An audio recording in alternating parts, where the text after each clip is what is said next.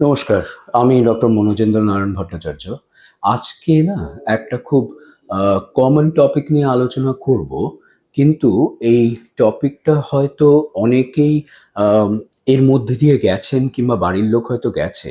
কিন্তু আপনারা এটার হয়তো পুরোটা বুঝে উঠতে পারেননি যে এই জিনিসটা কি কিংবা কেন করা হয়েছে।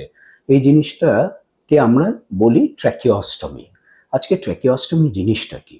আমাদের যে শ্বাসনালীটা আছে, যেটা কিনা এই কণ্ঠার থেকে নিচের দিকে নেমে যাচ্ছে, এই নালীটাকে বলা হয় ট্র্যাকিয়া কিংবা শ্বাসনালী। তারপরে তো এটা দুটো ভাগে বিভক্ত হয় এবং এই ভাগগুলো আবার আরো ভাগ হতে থাকে, হয়ে টয়ে নিয়ে লাংসের মধ্যে যায়। তো ট্র্যাকিওস্টমি কথাটার অর্থ হচ্ছে এই ট্র্যাকিয়ার মধ্যে একটা ফুটো করে হাওয়া যাওয়ার রাস্তাটাকে বাইপাস করা। বাইপাস করা মানে কি? এমনিতে হাওয়া কিরম ভাবে যায়? এমনিতে হাওয়া ধরুন আমাদের নাক দিয়ে আমরা নিঃশ্বাস নিলাম কিংবা মুখ দিয়ে নিঃশ্বাস নিলাম, এই হাওয়াটা গিয়ে নিয়ে তারপরে শ্বাসনালীর আগে এই জায়গাটাতে আমাদের স্বরের জায়গাটা আছে, তার মধ্যে দিয়ে হাওয়াটা ঢুকে তারপরে শ্বাসনালী দিয়ে মানে ট্র্যাকিয়া দিয়ে নিচের দিকে যায়। কোনো কারণে যদি ওপরের এই জায়গাটাতে কোনো রকমের অবস্ট্রাকশন হচ্ছে, অবস্ট্রাকশন কখন হয়?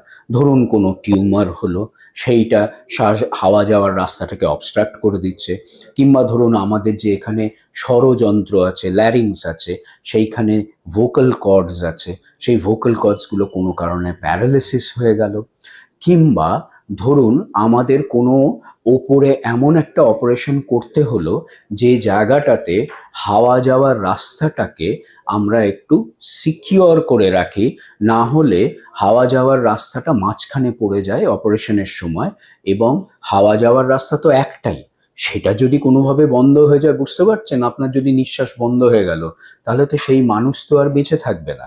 তো সিকিওর করে রাখার জন্যে আমরা এটা করতে পারি। কিংবা ধরুন একজন পেশেন্ট আইসিইউ আইটিইউ কোথাও একটা আছে এবং ভেন্টিলেটরে আছে। ভেন্টিলেটরে আছে মানে কি? ভেন্টিলেটর তো একটা মেশিন, ওটা আমাদের নিঃশ্বাসটা চালনা করে। তো এই মেশিনটা কখন ব্যবহার হয়? সেই মানুষটির এমন একটা পরিস্থিতি যেখানে সে নিজের থেকে নিঃশ্বাস নিতে পারছে না, তখন কি করা হয়? একটা টিউবের মতন জিনিস আছে, একটা পাইপের মতন জিনিস আছে, যেটা মুখের মধ্যে দিয়ে আমাদের এই ট্র্যাকিয়ার মধ্যে ঢুকিয়ে দেওয়া হয় এবং বাইরেটা ওই ভেন্টিলেটরের সঙ্গে কানেক্ট করে দেওয়া হয়, এবং ওই ভেন্টিলেটর এইটাকে সঞ্চালন করতে থাকে আমাদের নিঃশ্বাসটাকে। এইবার এই টিউবটা বেশি দিন রাখা যায় না। এই টিউবটা বেশি দিন রাখলে পরে তাহলে পরে ওই ট্র্যাকিয়ার অনেক রকমের কমপ্লিকেশনস হতে পারে। সেই কারণে আমরা তখন ওই টিউবটাকে সরিয়ে দিতে চাই, কিন্তু মানুষটা টিউবটা যদি সরিয়ে দিই, ভেন্টিলেটর থেকে যদি ডিসকানেক্ট করে দিই, তাহলে মানুষটা তো আর বেঁচে থাকবে না। সেই কারণে আমাদের একটা বাইপাস করে দিতে হয়।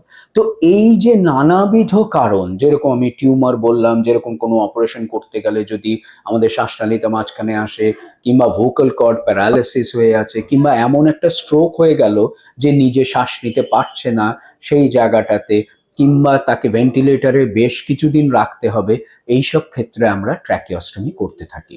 ট্র্যাকিওস্টমি করে থাকি বলতে কি বোঝায়? এই অপারেশনটা কিন্তু একটা ছোটই অপারেশন। আমাদের এই চামড়ার এইখানটাতে ছোট্ট একটা কেটে নিয়ে ওর নিচটাতেই কয়েকটা লেয়ার থাকে, তারপরেই আমাদের শ্বাসনালীটা থাকে। আমরা শ্বাসনালীটা খুলে শ্বাসনালীর মধ্যে এই জায়গাটা দিয়ে একটা টিউব ঢুকিয়ে রাখি, স্পেশাল টিউব পাওয়া যায়, ট্র্যাকিওস্টমি টিউব। এবং ওই টিউবটা যখন ঢুকিয়ে রাখি, ওইটা দিয়ে শ্বাস যাওয়ার রাস্তাটা হতে থাকে, ওপরের পার্টটাকে বাইপাস করে দেওয়া হয়। এবং মজার ব্যাপারটা হচ্ছিল, যখন যে কারণে ট্র্যাকিওস্টমি করা হয়েছে সেইটা যখন সেরে যায়, তখন কিন্তু এই টিউবটাকে জাস্ট বার করে দিয়ে হয় ওই জায়গাটা গজ দিয়ে ঢেকে দেওয়া হয়, ড্রেসিং করে দেওয়া হয়, নইলে একটা কি দুটো যদি আমরা ওই জায়গাটা সেলাই চামড়াটা বন্ধ করে দিই, ওই ট্র্যাকিওস্টমিটা বন্ধ হয়ে যায়। তাহলে এই হলো ট্র্যাকিওস্টমি। আপনাদের বোঝাবার চেষ্টা করলাম কিংবা আলোচনা করলাম আপনাদের সঙ্গে যে কেন করা হয়, এবং এইটা একটা গুরুত্বপূর্ণ জিনিস। কারণ আমাদের হাওয়া যাওয়ার রাস্তাটা হচ্ছে একটি, সেইটাকে আমরা যাই করি না কেন, যাই অসুখ হোক না কেন, ওটাকে আমাদের সবসময় প্রোটেক্ট করে রাখা হয়। সেখানে ট্র্যাকিওস্টোমি একটি প্রসিজিয়ার যেটা হাওয়া যাওয়ার রাস্তাটাকে প্রোটেক্ট করার জন্য করা হয়। এটা একটা গুরুত্বপূর্ণ প্রসিজিয়ার, দরকার হলে তবেই আমরা করি। আর এই যে কারণে ট্র্যাকিওস্টোমিটা দরকার হয়েছে সেইটা যখন আমাদের সেরে ওঠে তখন কিন্তু এটাকে বন্ধ করে দেওয়াটা খুব সোজা।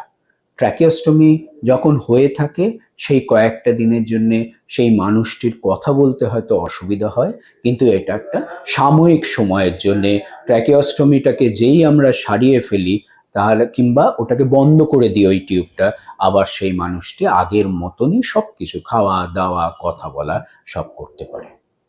ভালো থাকবেন। নমস্কার।